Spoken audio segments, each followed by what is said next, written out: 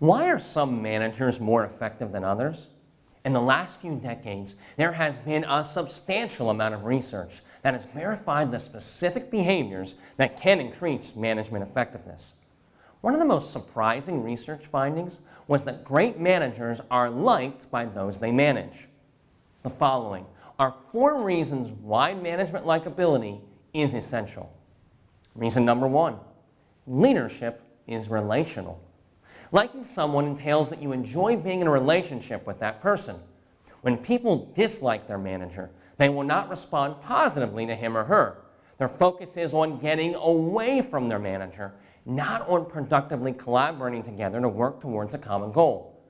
In addition, people will always work harder for a manager they like than one they do not.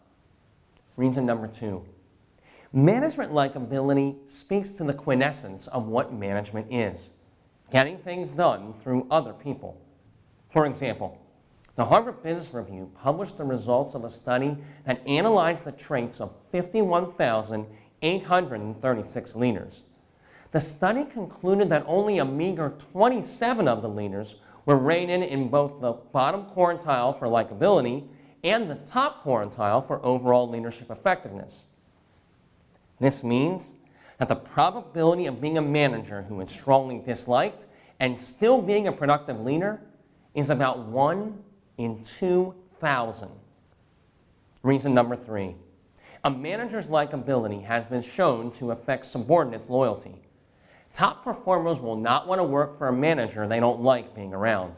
Now, this is especially problematic because elite performers always have a lot of employment options, and it is the manager who, more than any other factor, determines whether a person will remain loyal to an organization or attempt to flee from it.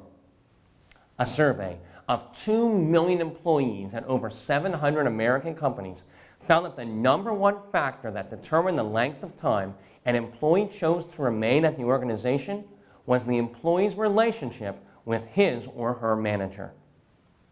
Reason number 4, managers who are liked inspire those around them to perform at peak levels. These leaders are known for getting the best out of those who work for them. A report published by the global management firm Bain & Company identified that good relations between an employee and his or her manager can increase effectiveness, while poor relations can hinder employee performance by a staggering 25 to 50%. A prime example of this occurred when the U.S. Navy conducted extensive research on what made some of their leaders more effective than others. Researchers studied the traits of the naval leaders who led the highest-rated squadrons and those leaders who commanded underperforming squadrons. In the analysis of both groups, the difference in leadership styles became apparent. The leaders of the top-performing squadrons created a positive emotional tone, and though they were decisive, action-oriented leaders, they were also likable.